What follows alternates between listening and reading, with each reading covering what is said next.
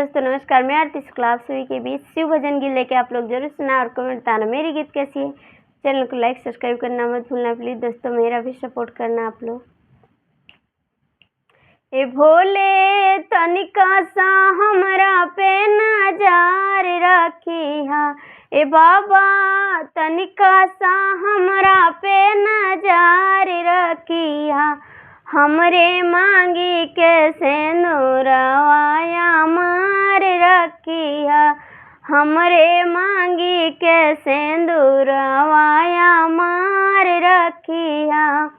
ए बाबा तनिका सा हमरा पे नजर रखिया, ए बाबा तनिका सा हमरा पे नजर रखिया, हमरे मांगी के सिंदूरवाया मार रखिया, हमरे मांगी के सिंदूरवाया मार रखिया।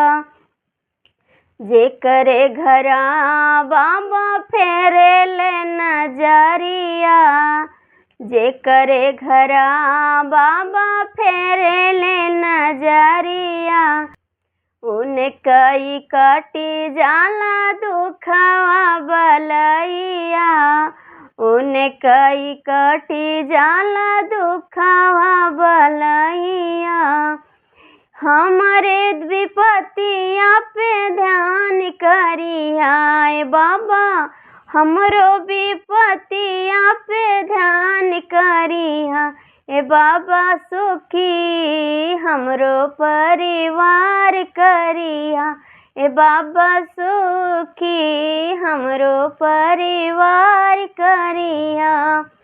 हे बाबा तनिका सा हमरी पे नजर रखिया, ए बाबा तनिका सा हमरी पे नजर रखिया, हमरे हाथे के चूड़ी लवाया मार रखिया, हमरे हाथे के चूड़ी लवाया मार रखिया। हे बाबा तनिका सा हमारी पे नजर रखिया, हे बाबा तनिका सा हमारी पे नजर रखिया, हमरे गोदी के ललनवाया मार रखिया, हमरे गोदी के ललनवाया मार रखिया।